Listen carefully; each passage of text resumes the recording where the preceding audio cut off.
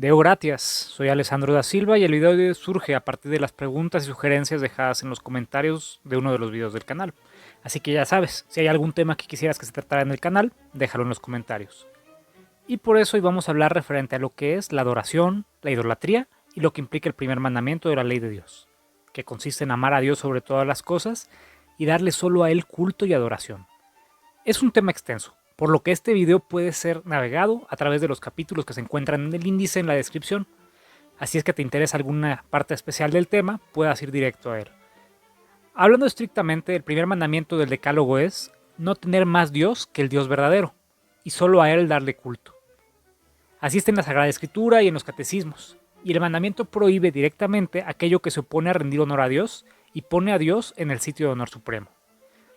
Mientras que para nosotros, los cristianos católicos, el primer mandamiento abarca desde el versículo 2 al versículo 5 del capítulo 20 de Éxodo. En el caso de las sectas protestantes, que surgen después del siglo XVI, el texto de Éxodo es algo que recitan casi de memoria algunos, y para ellos contiene dos mandamientos, siendo uno el de no tener otros dioses delante de Dios, y el otro el de no hacerse ninguna imagen para darle culto. Que hayan hecho esto causa, aparte de tener una cierta obsesión iconoclasta, que los demás mandamientos se recorran, y para no acabar teniendo 11, hicieron que el noveno mandamiento, que es el de desear la mujer del prójimo, fuera uno solo con el de no desear los bienes ajenos, pero eso ya es otra historia. El primer mandamiento es un mandamiento muy completo, porque en él se pide de nosotros ejercer la fe, la esperanza y la caridad, que son virtudes teologales y que tienen por referencia a Dios. Esas virtudes las recibimos desde el momento de nuestro bautismo y nos vienen del Espíritu Santo.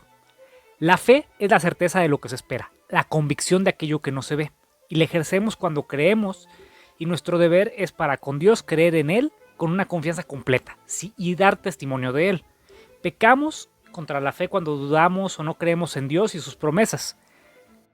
Y ya en un grado más específico, se peca de incredulidad cuando menospreciamos una verdad revelada, que son las contenidas en la Sagrada Escritura y en los dogmas. Los bautizados podemos caer en herejía si creemos o enseñamos cosas contrarias a la fe y a las verdades reveladas, como decir que no existe el infierno o que Cristo no resucitó entre los muertos. Se vuelve un apóstata quien abandona totalmente la fe de Cristo, o los que quisieran desbautizarse. Se cae en cisma cuando se deja de estar en comunión con la Iglesia y en obediencia al Papa, como sucedió con las iglesias ortodoxas en el siglo XI o con la Reforma Protestante y la Anglicana en el siglo XVI. Todo este tipo de acciones atenta contra el primer mandamiento. En lo que respecta a la esperanza, hay que recordar que el Señor es fiel a sus promesas, y por eso esperamos con confianza la bendición divina y poder llegar a ver a Dios, así como poder no querer ofenderle por amor a Él y no recibir castigo alguno de Él. Por eso los pecados contra la esperanza son la desesperación y la presunción. La desesperación es cuando dejamos de esperar la salvación y la misericordia de Dios, cuando nos desahuciamos nosotros mismos y creemos que no va a ser posible salvarnos. Y la presunción es cuando creemos que nos salvaremos por méritos propios, por nuestras propias fuerzas, sin ayuda divina. O que creemos que recibiremos la misericordia divina sin ninguna conversión verdadera, porque pensamos que todos se salvan y van al cielo sí o sí. La caridad es el amor de Dios, que es perfecto y que se infunde en nosotros, y debemos corresponderle, amándole sobre todas las cosas. Y, por amor a Él, también amar a las criaturas suyas y a nuestro prójimo. ¿Y quién ama a Dios?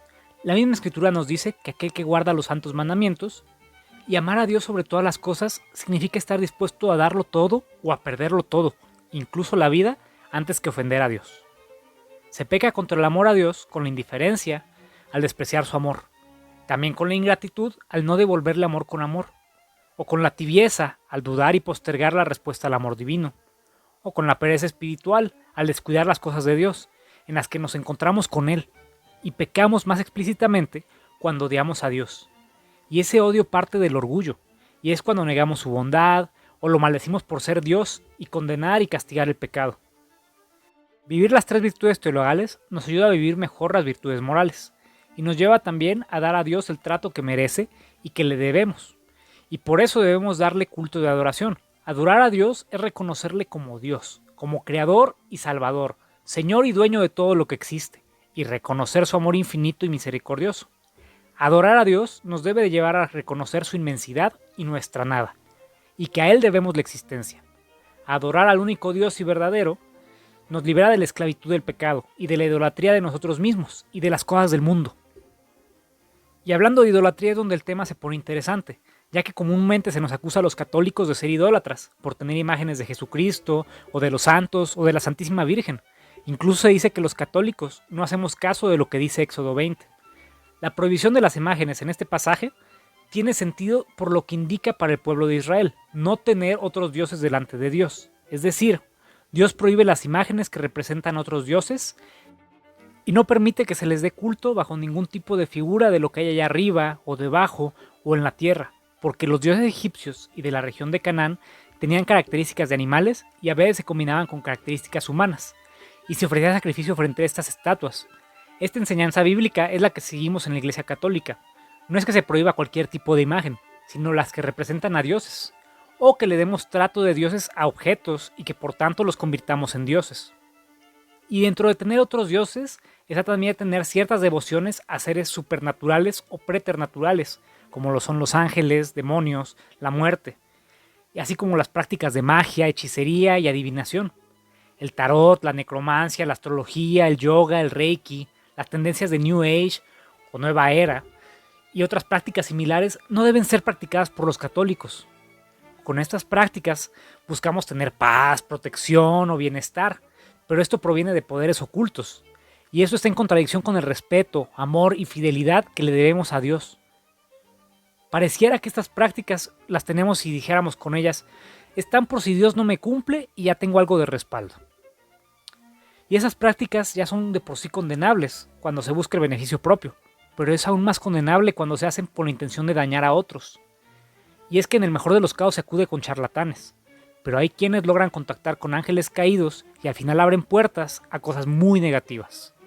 Como parte del primer mandamiento, también está prohibida la superstición y la irreligión.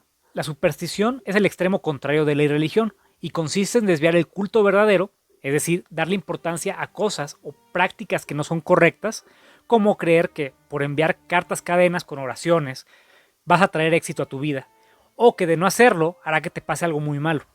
Es supersticioso creer en horóscopos, en amuletos o en rituales como el de las 12 uvas y los 12 deseos de Año Nuevo, o también es supersticioso el mal uso de los sacramentales, como echarse agua bendita sobre el hombro para hacerse un resguardo, o colocarse tal escapulario o tal medalla para que nos vaya bien, pero sin vivir una vida de gracia ni oración.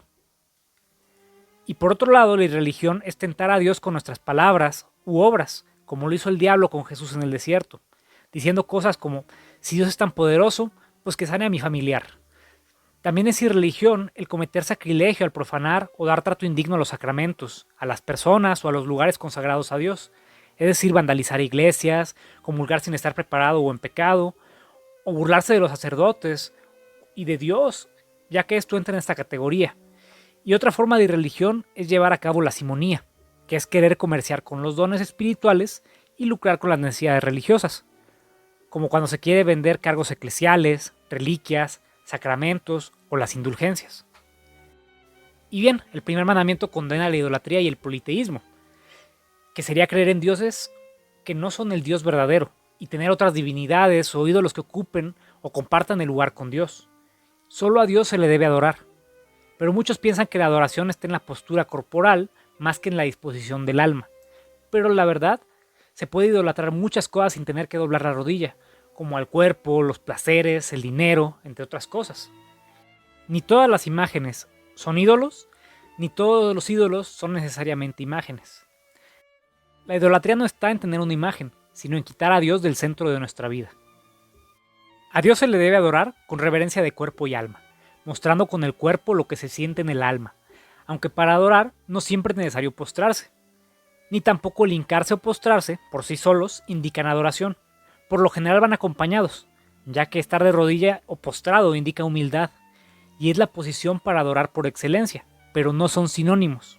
En la Biblia vemos pasajes como cuando David se postra ante Saúl, o cuando el carcelero se echa a los pies de Pablo y de Silas, y no se les acusa de idolatría. Por favor, dejen en los comentarios si sabes de alguna otra cita donde alguien se haya postrado ante una persona en la Biblia y no haya sido reprendido por idólatra.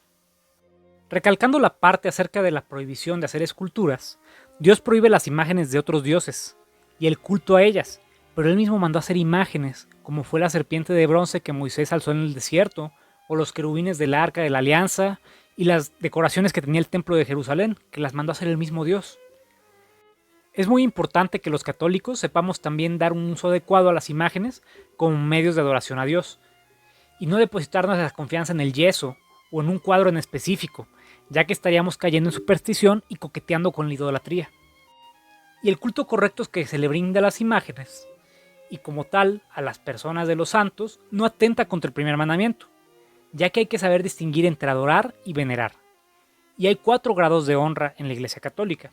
El primero es la latria, que es la reverencia y culto de adoración que solo se le debe dar a Dios. Si nos fijamos bien, la palabra latria está en idolatría. Y adorar a algo o a alguien que no es Dios es idolatría. La dulia es la veneración o culto que se le da a los ángeles y santos. También tenemos la hiperdulia, que es el culto especial que se le da a la Santísima Virgen María, como suprema intercesora y madre de Jesús. Y por último tenemos la protodulia, que es el culto a San José, que es el padre adoptivo de Jesús. A las imágenes de nuestra Madre, María, y las de los santos se les venera, y eso es respetar y admirar.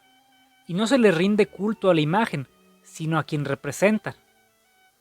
Es como cuando besamos la foto de nuestra madre o de la persona que amamos, y a través de la imagen orientamos nuestro pensamiento y sentimiento hacia ellos, pero la imagen no son ellos. Ya con lo que hemos visto, podemos notar que el pecado de la idolatría consiste en fabricar una imagen o semejanza de Dios. Pero no solamente es hacer un ídolo de madera, metal, piedra, yeso o de cualquier otro material. También consiste en hacerse una imagen mental falsa de Dios. Cuando una persona dice, mi Dios no enviaría al infierno a nadie, o mi Dios es tan amoroso que no permitiría que nadie se pierda, o afirma creer en un Dios sin soberanía, que más que Señor es siervo del hombre y concede todo lo que el hombre decreta o declara y se abstiene de hacer todo lo que el hombre cancela o ata, o cuando creen un Dios que vende sus bendiciones a cambio de pactos monetarios, entonces está afirmando que se cree en un Dios que es falso. Y ese no es el Dios de las Santas Escrituras. Entonces, aparte de quien tiene otros dioses ante el Dios verdadero, es idólatra quien se hace una imagen mental de un falso Dios. Ha colocado como ídolos a sus posesiones materiales, al dinero, a su líder religioso, a su familia, a los placeres, o al pecado, o a sí mismos. Recordemos que la Escritura nos dice que no se puede servir a 2 amos, y si amamos más al dinero que a Dios, o no estamos dispuestos a dejar alguna relación pecaminosa, o algún vicio o pecado por amor a Dios, estamos poniendo eso en primer lugar, dejando a Dios en segundo plano, y por tanto cayendo en idolatría. Ya para concluir, y a modo de resumen, vamos a recapitular lo que se ha visto aquí. El primer mandamiento pide de nosotros ejercer la fe, la esperanza y la caridad, y por tanto se peca contra él cuando no se cree en Dios, no se espera nada de él o no se le ama. Solo a Dios se le debe adoración, por lo que adorar algo que no sea el mismo Dios es idolatría. A Dios se le debe adorar con reverencia de cuerpo y alma, mostrando con el cuerpo lo que se siente con el alma. Un cristiano no debe consultar a brujos, médiums o usar amuletos, ya que eso implica no confiar plenamente en Dios y tener otros cultos. Los ídolos no necesariamente son de yeso o de piedra. Un ídolo es todo aquello que le quite el lugar principal de nuestra vida a Dios. De mi parte sería todo. Como siempre te dejo las fuentes en la descripción para que tú mismo puedas consultarlas. En este caso sería el artículo primero del primer capítulo de la segunda sección en la tercera parte del Catecismo de la Iglesia Católica. Si este video te ha sido útil, interesante y quisieras que llegara a más gente, por favor compártelo. Y si quieres estar al tanto de más videos similares, suscríbete al canal y sígueme en las redes sociales. Y si hay algún tema en particular que te gustaría que se abordara, no olvides dejarlo en los comentarios. Se despide de ti Alessandro da Silva, recibe un fraterno abrazo en Cristo y que Dios te bendiga.